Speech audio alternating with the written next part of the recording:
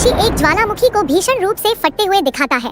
चमकता लावा और काले राख के घने बादल ऊंचे आकाश में उठ रहे हैं जो सूरज की रोशनी को ढक लेते हैं। इस प्राकृतिक अराजकता के बीच हरी शल्कयुक्त त्वचा वाले एक विशाल सरीसृप जैसे प्राणी की एक आकृति वहां खड़ी दिखाई देती है। लार टपकाते हुए खाली नजरों से घूरते हुए जैसे कि हो रहे भयंकर झटकों से स्तब्ध हो गई हो। शांत और भयावह जंगल के माहौल में पूरी तरह से सशस्त्र सैनिकों का एक समूह सतर्कता के साथ झाड़ियों से गुजरता दिखाई देता है। उस प्राचीन शिकारी की उपस्थिति से अनजान जो छाया से उन्हें देख रहा है। तनाव चरम पर पहुंच जाता है जब लाल चमकती आंखों वाला एक विशाल सरीसृप राक्षस अचानक एक सैनिक के ठीक पीछे प्रकट होता है, जो केवल ठंडे पसीने में जम सकता है जब वह अपनी गर्दन पर मौत की सांस महसूस करता है। स्थिति विस्फोटक अराजकता में बदल जाती है जब वह क्रूर प्राणी कान फाड़ने वाली दहाड़ के साथ हमला करता है, सैनिकों को उस भूखे राक्षस के हमले से बचने के लिए अपनी तलवारें और भाले निकालने के लिए मजबूर करता है। हालांकि कवच पहने एक आदमी तेज और शांत दृष्टि के साथ अपने माथे से एक नीली जलती हुई आभा छोड़ता है। फिर बिजली की तेजी से वह एक विशाल डायनासोर जैसे राक्षस की ओर दौड़ता है। अपनी तलवार का उपयोग करते हुए वह एक बहुत शक्तिशाली घूमती हुई वार करता है जो चमकदार सफेद प्रकाश के विस्फोट का प्रभाव पैदा करता है और प्राणी के शरीर को काटने में सफल होता है, जिससे लाल खून हवा में उछलता है।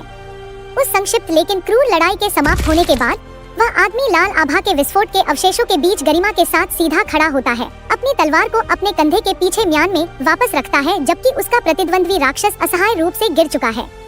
दूसरी जगह एक होलोग्राफिक स्क्रीन दिखाई देती है जो उस कवच पहने आदमी का चेहरा प्रदर्शित करती है जिसने राक्षस को हराया था। पास में एक युवक अपने गालों पर हल्की लाली और प्रशंसा से भरे भाव के साथ स्तब्ध दिखाई देता है। अचानक कोई पीछे से युवक के कंधे को थपथपाता है, जो तुरंत उसे बहुत आश्चर्यचकित भाव के साथ चौंका देता है। सख्त और डराने वाले चेहरे के भाव को बनाए रखते हुए वह बूढ़ा आदमी डांटने वाले स्वर में पूछता है कि युवक अपना काम करने के बजाय वहाँ क्या कर रहा है। वह बूढ़ा आदमी बड़बड़ाता है कि आजकल के युवा एक समस्या है, क्योंकि वे अक्सर अजीब कल्पनाओं में फंस जाते हैं। उस डांट का जवाब देते हुए युवक तुरंत अपने शरीर को जितना संभव हो उतना झुकाता है, जोर से माफी मांगते हुए। कुछ देर बाद वह बूढ़ा आदमी उसे तुरंत जाकर वहाँ की बेलों को साफ करने का आदेश देता है। घबराहट और जल्दबाजी की भावना के साथ युवक आज्ञाकारी रूप से जवाब देता है और तुरंत हंसिया लेकर अपना काम करने के लिए दौड़ता है। अपना हंसिया पकड़े हुए वह बहुत चिंतित महसूस करता है, क्योंकि उसने अपने काम के पहले दिन एक बुरी छाप छोड़ी है और नकारात्मक ध्यान आकर्षित किया है। हालांकि वह बूढ़ा आदमी स्तब्ध और आश्चर्यचकित दिखता है जब वह युवक की असाधारण गति को देखता है, जो बहुत ही फुर्तीली गतिविधियों के साथ झाड़ियों को साफ कर रहा है, जैसे कि उच्च स्तर की मार्शल आर्ट तकनीक का उपयोग कर रहा हो। युवक इतनी तेजी से काम करता है कि शाखाओं और पत्तियों का कचरा का ढेर पलक झपकते ही सफेद बोरियों में साफ सुथरे रूप से लपेटा जाता है, जो पहले अव्यवस्थित क्षेत्र को चमकदार साफ छोड़ देता है। अपने कंधे पर एक बड़ी बोरी उठाते हुए युवक जाने के लिए तैयार होता है, जबकि दादा केवल प्रशंसा में बड़बड़ा सकते हैं, क्योंकि अभी भी आजकल के युवा हैं जो इतने परिश्रमी हैं और सिर्फ बगीचे को साफ करने के लिए इतनी अद्भुत क्षमता रखते हैं। दूर चलते हुए युवक थोड़े उदास भाव के साथ सोचते हुए दिखाई देता है प्रेषण शब्द के बारे में। वह एक लंबी सांस लेता है और मन ही मन सोचता है कि क्या यह उसके लिए केवल एक कल्पना है। दुनिया नष्ट हो गई है और अपनी पूरी जीवन शक्ति खो चुकी है, जैसे कि एक गेम जिसकी सेवा बंद कर दी गई हो। नए हुए और सुनसान शहर का दृश्य छोड़ते हुए उस निराशा के बीच एक अज्ञातपूर्ण इकाई प्रकट होती है, जो शेष मानवता के लिए एक समाधान प्रदान करती है, उन्हें पृथ्वी के विनाश से बाहर निकलने के एकमात्र रास्ते के रूप में दूसरी दुनिया में असाइनमेंट के माध्यम से भेजती है। युवक फिर उदास नजरों से एक इमारत में बड़ी स्क्रीन की ओर देखता है, जो एक मजबूत शूरवीर की आकृति प्रदर्शित करती है। दुनिया की उदास स्थिति के बीच वह उन नायकों के बारे में कथा को याद करता है जिन्होंने पृथ्वी को छोड़कर दूसरी दुनिया में दूत की उपाधि के साथ जाया है। वह महसूस करता है कि पृथ्वी पर अभी जीवन केवल उन दूतों द्वारा दूसरी दुनिया से वापस लाई गई जीवन शक्ति या जीवन शक्ति के कारण ही जीवित रह सकता है, जो लगभग विलुप्त हो चुकी सभ्यता को जीवित रखने का एक अंतिम प्रयास है। तेज और दृढ़ निश्चय से भरी आंखों के साथ वह अपने हाथ में एक हंसिया मजबूती से पकड़ता है, जैसे कि किसी बड़ी चीज के लिए खुद को तैयार कर रहा हो। शाम की रोशनी से रोशन रहे हुए शहर के बीच वह अपने दिल में सवाल करता है कि क्या वह भी उन नायकों में से एक बन सकता है। कुछ क्षणों बाद वह आदमी एक संकरी गली से भारी कदमों के साथ चलता है। उसके कदमों की आवाज फटी हुई डामर पर धीरे से गूंजती है। दिन भर के बाद थकान दूर करने के लिए एक लंबी सांस लेते हुए वह शाम की धुंधली रोशनी के नीचे अपने विचारों में डूबा हुआ दिखाई देता है। उस सड़क की सुनसानता के बीच उसके मन में एक संदेह और उम्मीद दोनों है, जब वह सोचता है कि क्या कल उसे फिर से काम पर बुलाया जाएगा। वह आदमी एक इमारत के सामने पहुंचकर एक लंबी सांस लेता है जो लोगों से भरी और भीड़ भाड़ वाली दिखती है। सांगबोंग प्रेषण केंद्र लिखे साइन बोर्ड को देखते हुए वह महसूस करता है कि वह जगह कितनी भीड़ भाड़ वाली है, बिल्कुल पहले के दिनों की तरह। फिर वह तुरंत कठिनाई से भीड़ को चीरता है, चिल्लाते हुए रास्ता मांगता है क्योंकि उसकी बारी आगे बढ़ने की है। अधिकारी के सामने पहुंचकर वह अपनी पहचान की पुष्टि करने के लिए खुद को ओह चांसू के रूप में परिचय देता है और उम्मीद के साथ पूछता है कि क्या अब तक की जांच में कोई प्रगति हुई है। हालांकि चांसू को केवल खामोशी से स्वागत मिलता है जब अधिकारी गंभीरता से अपनी मॉनिटर स्क्रीन को देखता रहता है। अधिकारी ओह चांसू के खाते का विवरण देखता है जो दिखाता है कि परिवार खोज शुल्क के रूप में 40,367,200 वोन का भुगतान किया गया है, लेकिन अंतिम स्थिति निराशाजनक परिणाम दिखाती है। अंत में ठंडे स्वर में अधिकारी चांसू का नाम पुकारता है और जोर देता है कि वह जगह बिना लाभ के मुफ्त में काम नहीं करती और चांसू को अपर्याप्त जांच शुल्क के कारण भगा देता है। फिर तुरंत अगली कतार को बुलाता है। हालांकि चांसू बहुत विनती करता है कि कम से कम उसे खबर या स्थान की जानकारी दी जाए। उसे तुरंत उसके पीछे के बड़े शरीर वाले आगंतुक द्वारा धकेल दिया जाता है जो चिल्लाता है कि अब उसकी बारी है। कुछ देर बाद मंद गूंजती सड़क की रोशनी के नीचे रात का माहौल चांसू के लिए बहुत भारी और घुटन भरा लगता है जो फुटओवर ब्रिज पर एक लंबी सांस लेता दिखता है। उसकी व्यक्तिगत शांति के बीच पुल के नीचे की स्थिति बिल्कुल विपरीत है। लोगों की भीड़ धक्का मुक्की कर रही है और शोर शराबे में तनावपूर्ण है। चांसू अंततः घर पहुंचता है, धीरे से दरवाजा खोलता है और थका हुआ बड़बड़ाता है कि वह घर आ गया है, जबकि बची हुई शक्ति से अपने जूते उतारता है। अत्यधिक थकान उससे गलती से अपने खरीदारी के प्लास्टिक बैग को गिरा देती है, जिससे एक पेय का डिब्बा गिरकर ठंडे फर्श पर धीरे से लुढ़कता है। चांसू को अपने पिता की याद आती है जो एक उच्च स्तर का रिटर्नी था। वह खुशी के पल को याद करता है जब वे एक साथ फुटबॉल खेलते थे, लेकिन वह याद कड़वी हो जाती है जब वह याद करता है कि कैसे उसके पिता को पृथ्वी की बिगड़ती स्थिति के कारण फिर से कर्तव्य पर भेजा जाना था। अंत में उस नायक ने, जो अब बड़ा हो चुका है, उस छोटे बच्चे के लिए था, कभी वापस नहीं आया। उसे अकेला अपने हाथ में गेंद और लाखों अनुत्तरित सवालों के साथ खड़ा छोड़ दिया। उसका दुख और गहरा हो जाता है जब वह उस अंतिम पल को याद करता है जब उसकी माँ ने उसका हाथ पकड़ा, पिता को खोजने के बाद जल्द ही वापस आने का वादा किया और चांसू से कुछ दिनों के लिए शांति से घर पर अकेले इंतजार करने को कहा। वास्तव में वह वादा कभी पूरा नहीं हुआ और अब वह केवल अपने अंधेरे घर की दीवार के सहारे बैठकर अपने भाग्य का विलाप कर सकता है कि अंततः उसे अकेले जीना पड़ा। अब समय बीतने के साथ वह याद मिटने लगी है कि वह अपने माता पिता के चेहरे को याद करना भी मुश्किल पाता है। जब चांसू उदास बैठा अपने भाग्य का विलाप कर रहा है, अचानक एक जबरदस्त कंपन कमरे को हिलाता है। इसके बाद खिड़की से एक चमकदार रोशनी प्रकट होती है। चांसू तुरंत खिड़की से बाहर देखता है और वह तुरंत चौंक जाता है और सवाल करता है कि क्या हो रहा है।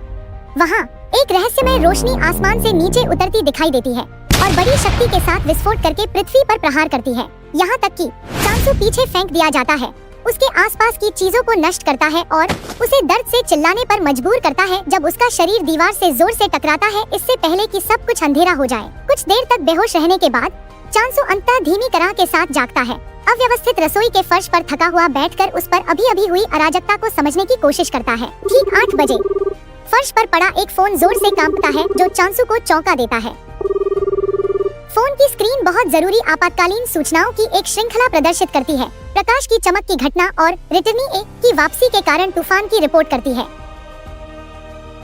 चांसू अविश्वसनीय रूप से स्तब्ध है जब वह मुख्य समाचार पढ़ता है जो कहता है कि वह एस रैंक व्यक्ति सेवानिवृत्त होने का फैसला किया है। चांसू आगे पढ़ता है कि वह व्यक्ति भगवान की रक्षा करने में विफल रहने और अपनी पूरी टीम को खोने के बाद अकेले वापस आने के लिए मजबूर हुआ। स्क्रीन को सवालिया निशान के साथ देखते हुए चांसू उलझन में बड़बड़ाता है, यह समझने की कोशिश करता है कि यह बड़ी त्रासदी कैसे हो सकती है।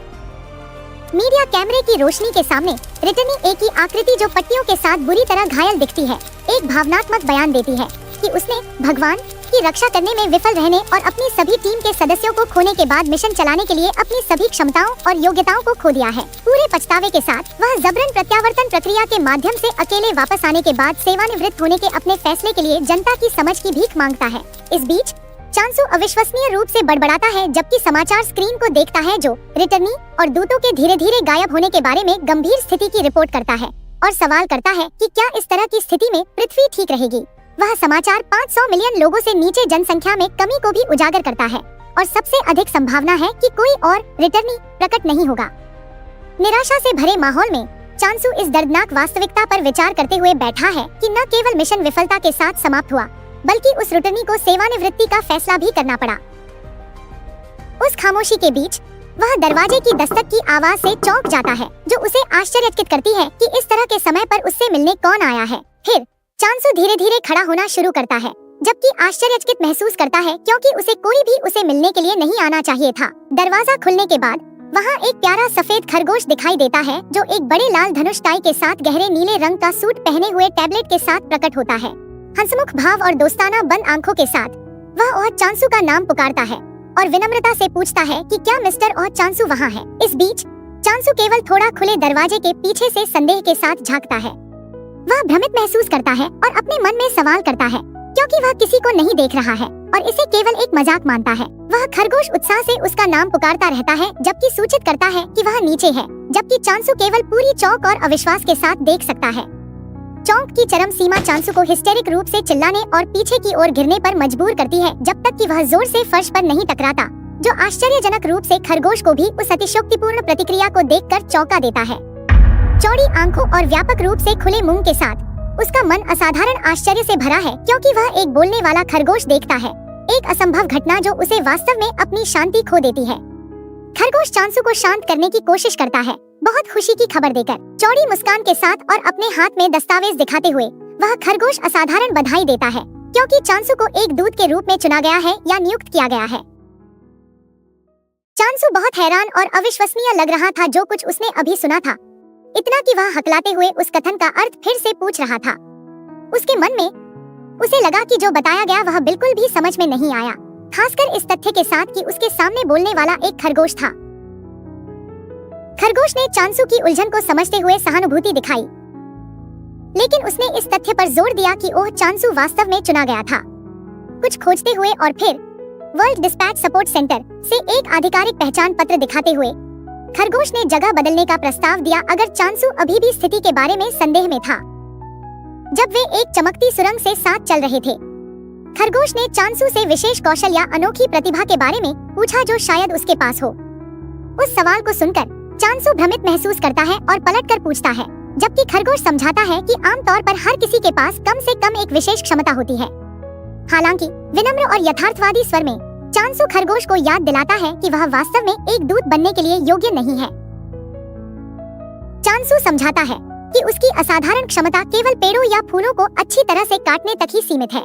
वह बयान तुरंत खरगोश को बेहद चौंका देता है, जिससे उसकी आंखें फैल जाती हैं, जैसे कि उसे विश्वास नहीं हो रहा कि उसने क्या सुना। चुपचाप चांसू और भी चौंक जाता है, क्योंकि जिस खरगोश ने उसे आमंत्रित किया वह भी उस जानकारी को नहीं जानता था। खरगोश थोड़ा घबराया हुआ दिखाई दे रहा था, लेकिन शांत रहने की कोशिश कर रहा था, जो उसके हकलाते हुए शब्दों से दिखाई देता है जब वह चांसू को आश्वस्त कर रहा था कि वह ठीक है। थोड़ी मजबूर खुशी का भाव बनाए रखते हुए खरगोश ने पूरे विश्वास के साथ जोड़ा कि जो कुछ भी होता है उसके पीछे निश्चित रूप से एक उद्देश्य और लक्ष्य होता है। खरगोश ने उसे याद दिलाया कि चांसू के चुने जाने का तथ्य नहीं बदलेगा, इसलिए उसे चिंता करने की जरूरत नहीं है। उस आश्वस्त करने वाले बयान को सुनकर चांसू ने एक संक्षिप्त लेकिन ईमानदार धन्यवाद के साथ जवाब दिया। कुछ देर बाद चांसू ने अपने कदम रोके और अविश्वास की भावना के साथ चारों ओर देखा जब खरगोश ने बताया कि वे असाइनमेंट सेंटर में पहुंच गए हैं। उथल-पुथल भरे मन और रुकी हुई सांस के साथ चांसू अपने दिल में बुदबुदाया कि आखिरकार वह अवसर जिसका वह इंतजार कर रहा था उसके पास आ गया है। दृढ़ संकल्प के साथ चांसू ने अपने सामने का दरवाजा खोलने की कोशिश की, क्योंकि वह विश्वास करता था कि उसके पीछे एक डिलीवरी या कुछ ऐसा है जिसकी उसे बहुत जरूरत है। हालांकि भले ही उसने अपनी पूरी ताकत लगा दी, जब तक कि उसका शरीर दीवार पर नहीं झुक गया, दरवाजा बिल्कुल भी नहीं हिला और उसे हैरान और निराश महसूस कराया। चांसू को असंभव दीवार को धक्का देते हुए संघर्ष करते देखकर खरगोश ने हैरानी से पूछा कि चांसू क्या कर रहा है। खरगोश ने फिर उसे बताया कि असली प्रवेश द्वार दूसरी दिशा में है। चांसू चौंका और संदेहास्पद दिखाई दिया जब उसने आगे की ओर देखा, यह पूछते हुए कि क्या जिस जगह वे जा रहे हैं वह वास्तव में प्रवेश द्वार है। उसके बगल में खरगोश ने शांति से उस सवाल का जवाब दिया, पुष्टि करते हुए कि वह जगह वास्तव में प्रवेश द्वार है, और पूछा कि क्या इसमें कोई समस्या है। यह सुनकर चांसू घबराया हुआ दिखाई दिया और जोर से विरोध किया, यह पूछते हुए कि क्या खरगोश यह नहीं देख सकता कि दरवाजा कितना छोटा है और उसे लगता है कि उसके लिए वहां प्रवेश करना असंभव है। खरगोश परवाह नहीं करता दिखाई दिया और कंधे उचकाते हुए बुदबुदाया कि वह जगह उसके लिए सही है और कहा कि वह खुद उस आकार से ठीक महसूस करता है। उस बेतुकी दलील को सुनकर चांसू निराशा में चिल्लाया कि निश्चित रूप से खरगोश आरामदायक महसूस करता है क्योंकि वह एक छोटे शरीर वाला खरगोश है। चांसू निराश महसूस करता है और खुद से बुदबुदाता है कि वह वास्तव में उस स्थिति से क्या उम्मीद कर रहा था। निराशा की भावना के साथ वह अंततः हार मानने और घर जाने का फैसला करता है। हालांकि उसके कदम तुरंत रुक जाते हैं जब खरगोश शांति से एक सवाल उछालता है जो उसकी जिज्ञासा को उकसाता है, यह पूछते हुए कि क्या चांसू वास्तव में ठीक रहेगा अगर वह बस ऐसे ही चला जाता है। तनाव बढ़ जाता है जब खरगोश उसे जाने से रोकने के लिए चांसू की पिछली असफलताओं को उठाना शुरू करता है। खरगोश याद दिलाता है कि चांसू हर उस परीक्षा में असफल रहा जिसमें उसने भाग लिया, जब तक कि उसे एक मिशन में भेजे जाने के लिए अयोग्य व्यक्ति के रूप में मूल्यांकन परिणाम नहीं मिला। यह सुनकर चांसू स्तब्ध दिखाई दिया और उदास चेहरे के भाव के साथ चुप हो गया, उस कथन की कड़वी सच्चाई को महसूस करते हुए। खरगोश ने फिर एक चुभने वाले सवाल के साथ अपनी बात समाप्त की, यह पूछते हुए कि क्या आज जैसा कीमती अवसर फिर से आएगा अगर वह अभी हार मानने का फैसला करता है। खरगोश ने स्थिति को सुलझाने के लिए विनम्रता से बात की, चांसू से अनुरोध किया कि वह गलतफहमी न करे, क्योंकि उसने स्वीकार किया कि वह केवल टुआन चांसू के अपने शब्दों को उद्धृत कर रहा था। खरगोश ने अपना अफसोस भी व्यक्त किया क्योंकि चांसू ने घर जाने का फैसला किया। हालांकि वह टुआन चांसू को एक बहुत ही विशेष व्यक्ति मानता है क्योंकि उसे एक कठिन प्रक्रिया के माध्यम से चुना गया था। चांसू केवल उदासी भरी निगाहों से चुप रहा जब उसने उन शब्दों को सुना, उस महत्वपूर्ण भूमिका के बारे में एक रहस्यमय माहौल बनाते हुए जो उसके पास है। अंततः चांसू रेंगना शुरू करता है, खरगोश का अनुसरण करते हुए जो खुशी से आगे चल रहा था। अपनी निराशा में चांसू भ्रम से भरा हुआ सोचता है कि वह वास्तव में क्या कर रहा है, जब तक कि वह अंततः महसूस नहीं करता कि उसे उस अजीब स्थिति में क्या करना चाहिए। हालांकि जब खरगोश उसे जल्दी आने के लिए बुलाता है, चांसू जवाब देता है कि वह पहले से ही जितनी जल्दी हो सके आगे बढ़ने की कोशिश कर रहा है, जब तक कि अचानक वह स्तब्ध हो जाता है और महसूस करता है कि उसके सामने कुछ अजीब है। उस छोटे दरवाजे से गुजरने के बाद चांसू ने हैरानी की नजरों से कमरे के चारों ओर देखा और बुदबुदाया कि अंदर की स्थिति वास्तव में उसने पहले जो सोचा था उससे कहीं अधिक सामान्य थी। खरगोश ने उसकी टिप्पणी का सवालिया लहजे में जवाब दिया, जैसे कि वह जानना चाहता है कि टुआन चांसू ने वास्तव में उस जगह के बारे में कौन सी भयानक चीज की कल्पना की थी। खरगोश ने फिर बातचीत को मोड़ दिया, बताते हुए कि संयोग से एक दुनिया है जो चांसू के लिए बहुत उपयुक्त है। यह सुनकर चांसू ने जिज्ञासा से भरकर जवाब दिया और पूछा कि क्या वास्तव में प्रत्येक व्यक्ति के लिए अलग अलग विशेष दुनिया है। उत्साह से भरकर खरगोश ने इसकी पुष्टि की और तुरंत ब्लॉक आधारित क्षेत्र विवाद नामक दुनिया का परिचय दिया, उस दुनिया के लिए बड़े पैमाने पर बुलावा कार्यक्रम की घोषणा दिखाते हुए। उस नाम को सुनकर चांसू चौंक कर उछल गया और अविश्वास के स्वर में दुनिया के नाम को दोहराया, जिससे खरगोश ने जिज्ञासा से भरकर पूछा कि क्या चांसू शायद पहले से ही उस दुनिया को जानता है। हालांकि चांसू ने तुरंत घबराए हुए चेहरे के साथ अजीब हंसी हंसते हुए इनकार किया, कहते हुए कि उसने पहली बार इसके बारे में सुना है और केवल यह सुनिश्चित करना चाहता है कि वह जगह अजीब नहीं है, जिसने तुरंत खरगोश को चिढ़ा दिया क्योंकि उसे लगा कि चांसू केवल जानकार बन रहा है। फिर चांसू की अनभिज्ञता पर हल्की हंसी हंसते हुए खरगोश ने अंततः समझाया कि वह दुनिया अभी सबसे लोकप्रिय जगह है क्योंकि इसमें एक विशेष लाभ है, अर्थात इसके निवासियों को देवता से सीधा संरक्षण मिलेगा। देवता शब्द सुनकर चांसू को रिटर्नी के बारे में खबर याद आई जो भी एक देवता की सेवा करता है, लेकिन खरगोश ने जल्दी से आश्वस्त किया कि इसका हाल ही में हुई घटना से कोई संबंध नहीं है। अंततः अभी भी बची हुई जिज्ञासा के साथ चांसू ने उस दुनिया में किस तरह के देवता के बारे में और पूछा। खरगोश समझाने लगा कि हालांकि नियमों के अनुसार देवता का आकार आमतौर पर यादृच्छिक रूप से निर्धारित होता है, इस बार कुछ अलग है। फिर अपने चारों ओर बिखरे हुए कार्डों के साथ नाटकीय अंदाज में खरगोश ने कहा कि अगर चांसू अभी फैसला करता है तो वह एक चुनने का अवसर देगा जो बहुत विशेष है। कुछ कार्डों को दृढ़ गति से लेने के बाद खरगोश ने चांसू के सामने 3 कार्ड पेश किए, यह पूछते हुए कि चांसू की क्या राय है और क्या वह अभी अपनी पसंद तय करने के लिए तैयार है। चांसू संदिग्ध दिखाई दिया और घबराहट से लार निकली, अपने दिल में सोचते हुए कि वह यह भी नहीं जानता कि बंद कार्डों में से कौन सी अच्छी पसंद है। खरगोश ने चांसू को आश्वस्त किया कि वह जिस स्थिति का सामना कर रहा है वह बहुत दुर्लभ है, दोनों पसंद और प्रस्तावित अवसर के मामले में। अपने हाथ में कार्ड हिलाते हुए खरगोश ने अलंकारिक स्वर में पूछा कि क्या चांसू को इसका एहसास है। फिर चांसू से अपने सामने रखे कार्डों में से तुरंत एक पसंद करने का आग्रह किया।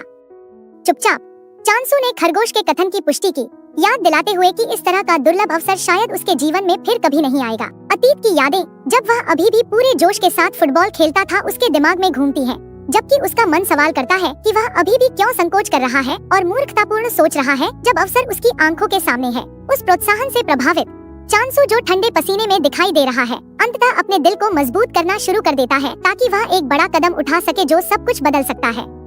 संदेह से जूझने के बाद चांसू ने अंततः अपने दिल को मजबूत किया और जल्दी से एक कार्ड पकड़ने के लिए अपना हाथ बढ़ाया, जबकि चिल्लाया कि वह उस कार्ड को चुनेगा। चांसू गहरी डरावनी स्थिति में जम गया। उसके चेहरे पर बहते पसीने और उसकी नीली आंखों की पुतलियों से दिखाई देता है, जो सदमे से छोटी हो गई जब उसने घबराहट से लार निकली। उसका डर चरम पर पहुंच गया जब एक काले लबादे में रहस्यमय इकाई, जिसकी खोपड़ी में बैंगनी चमकती आंखें थी, उसके सामने प्रकट हुई।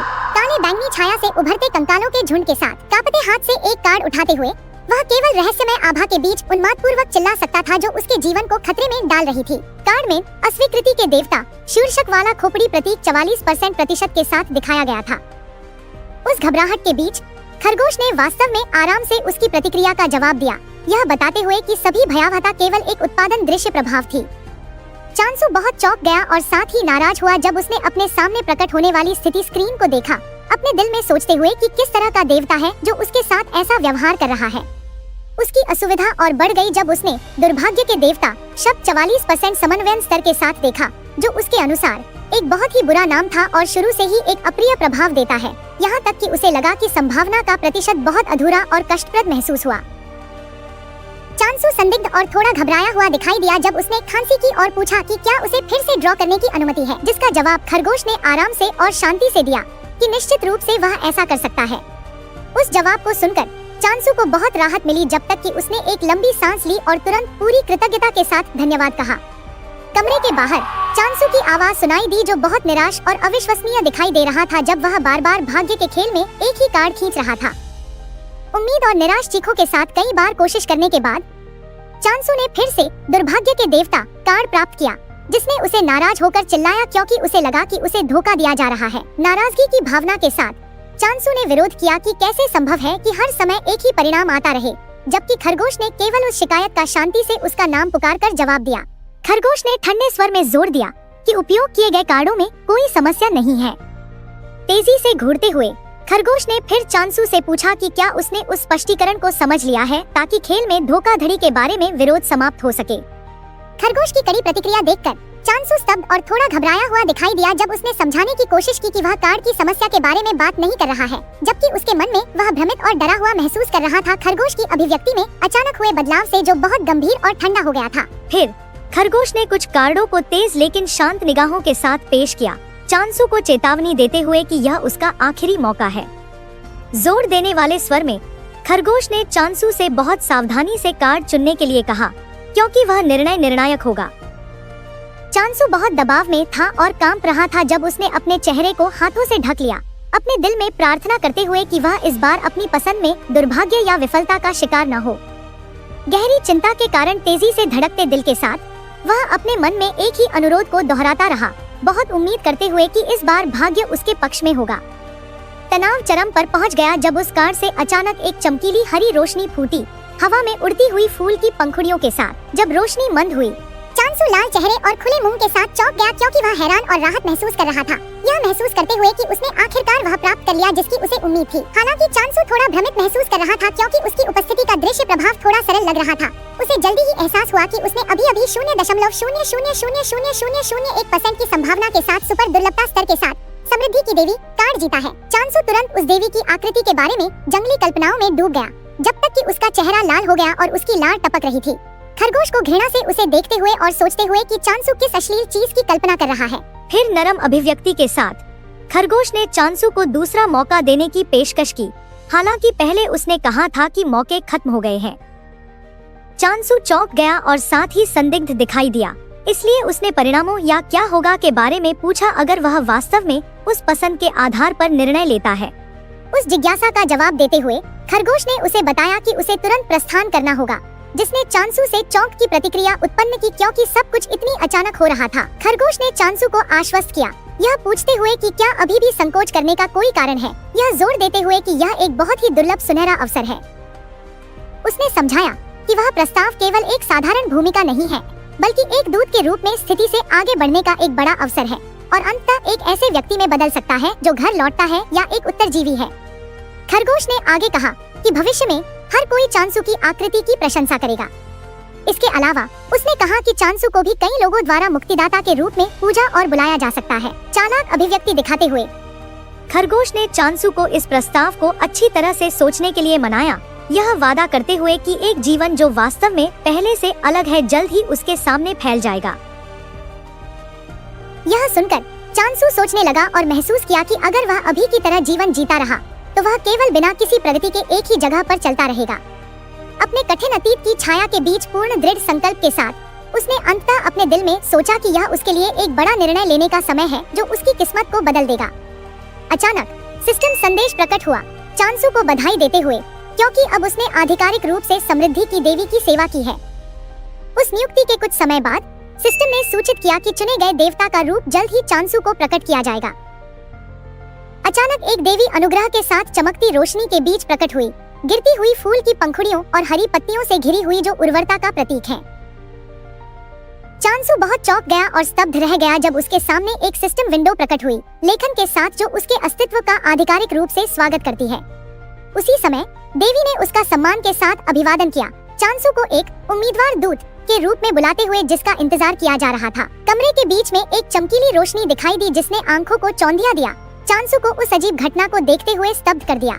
हांफती सांसों और अभी भी अविश्वास दिखाने वाले चेहरे के भाव के साथ चांसू ने पूरी भ्रम के साथ बुदबुदाया, यह सवाल करते हुए कि क्या जो आकृति उसने अभी देखी वह समृद्धि की देवी थी। हालांकि उसका डर जल्द ही आशा की एक किरण में बदल गया।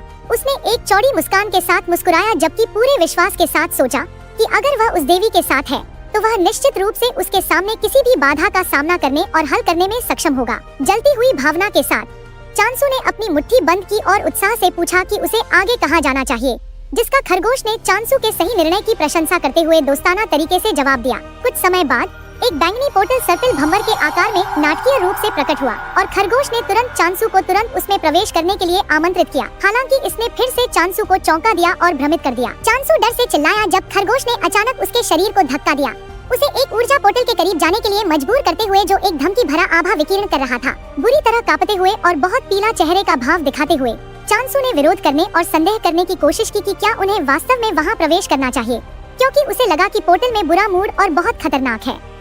हालांकि खरगोश ने उसकी झिझक का ठंडे और व्यंग्यात्मक स्वर में जवाब दिया, यह सवाल करते हुए कि कैसे संभव है कि एक निर्जीव वस्तु की भावनाएं हो सकती हैं, जबकि चांसू को तुरंत प्रवेश करने के लिए जोर देते रहे। अधिक खुशहाल अभिव्यक्ति के साथ खरगोश ने चांसू को पोर्टल पर ध्यान देने के लिए आमंत्रित किया। उसने पूछा कि क्या यह उनकी आंखों में सुंदर नहीं दिखता। हालांकि चांसू ने पीले और डर से भरे चेहरे के साथ प्रतिक्रिया दी, जैसे कि उसके सामने एक बड़े खतरे का एहसास हो रहा हो। अपने मन में वह घबराहट से चिल्लाया कि जो वे देख रहे हैं वह स्पष्ट रूप से कुछ सुंदर नहीं है, बल्कि एक ब्लैक होल है जो किसी के लिए भी बहुत खतरनाक दिखता है जो इसे देखता है। हालांकि चांसू उसके सामने गरजती विशाल बैंगनी ऊर्जा के भंवर का सामना करते हुए कांप रहा था। उसने अपने संकल्प को मजबूत करने की कोशिश की, खुद से बुदबुदाते हुए कि स्थिति चाहे जो भी हो वह एक कदम भी पीछे नहीं हटेगा। अपने बचे हुए साहस के साथ चांसू ने खुद को मजबूत किया और शपथ ली कि वह सफलतापूर्वक कार्य पूरा करके अपनी क्षमता साबित करेगा। हालांकि इससे पहले कि चांसू आगे कोई कार्रवाई कर पाता, खरगोश ने अचानक उसे मारा, जब तक कि वह बहुत चौंक और डर के चेहरे के भाव के साथ हवा में उछल गया। जबकि चांसू असहाय होकर खतरे की ओर तैर रहा था, खरगोश ने केवल शांति से देखा और व्यंग्यात्मक प्रोत्साहन के शब्द दिए, यह कहते हुए कि वह चांसू के काम के परिणाम की प्रतीक्षा करेगा। एक तनावपूर्ण माहौल में एक रहस्यमय इकाई ने खरगोश की उस कार्रवाई के पीछे के कारण के बारे में एक तेज सवाल उछाला। उदास चेहरे और झुके हुए सिर के साथ खरगोश ने अंततः खुद का बचाव किया, उस आकृति को याद दिलाते हुए कि वे सभी पहले से ही उन नियमों को जानते हैं जो उस मामले में प्रत्यक्ष हस्तक्षेप या दखल को प्रतिबंधित करते हैं। इकाई ने याद दिलाया कि अवसर को गवाया नहीं जाना चाहिए। इकाई ने यह भी ताना मारा कि क्या खरगोश अभी भी अपने देवता को छोड़ने में असमर्थ है, जिसका केवल भारी मौन से जवाब दिया गया। इस बीच चांसू को सिस्टम संदेश मिला, जिसमें 78% पर चल रही प्रगति पट्टी लोड हो रही थी। तैरते सिस्टम पैनल की ओर रिक्त दृष्टि से घूरते हुए चांसू केवल आश्चर्य से बुदबुदा सकता था और सवाल कर सकता था कि वास्तव में उसकी आंखों के सामने क्या हो रहा है। सिस्टम ने समझाया कि देवता का प्रतिशत एक गुट की शक्ति की भयावहता का प्रतीक है। चमकीले चेहरे और चौड़ी आंखों के भाव के साथ चांसू ने अविश्वास के स्वर में चिल्लाया कि जो प्रतिशत उसने अब तक देखा वह एक संभावना या संभावना नहीं थी, बल्कि एक गुट की शक्ति की भयावहता का संकेतक था। जंगल की खामोशी के बीच हवा में अचानक एक नीला बैंगनी ऊर्जा भंवर प्रकट हुआ, चमकीली रोशनी विकीर्ण करते हुए जो गिरे हुए पेड़ों की खामोशी को विभाजित करती है। कुछ आयामी छेद के केंद्र से गिरता हुआ दिखाई दिया, जमीन पर बड़ी ताकत से टकराया जब तक कि एक तेज धमाका और धूल का बादल न बना। वहाँ चांसू निराशा की अभिव्यक्ति के साथ कमजोर बैठा हुआ दिखाई दिया, अपने सिर को पकड़े हुए जैसे कि उसे अभी अभी बहुत चौंकाने वाली जानकारी मिली हो। अपनी घबराहट के बीच उसने बुदबुदाया जो एक पार्टी की शक्ति या प्रभाव की भयावहता पर सवाल उठाता है, नाराज महसूस करते हुए क्योंकि इतनी महत्वपूर्ण चीज उसे अभी बताई गई थी। हालांकि जब चांसू ने आगे की ओर देखा, वह स्तंभों के अवशेषों और ऊंचे उठते पत्थर की दीवारों के मेहराबों को घूरते हुए स्तब्ध दिखाई दिया, जबकि पत्तियों के बिना सूखे पेड़ उस जगह पर शांत और उपेक्षित प्रभाव जोड़ते हैं। दबाव और निराशा की मानसिक स्थिति में उसके चेहरे के भाव से दिखाई दे रहा है, जो अस्त-व्यस्त है, आंसू भरी आंखों और मजबूर कड़वी मुस्कान के साथ। तेजी से दबाव और टूटी हुई स्थिति में चांसू रोते हुए दिखाई दिया, यह महसूस करते हुए कि वह खत्म हो गया है।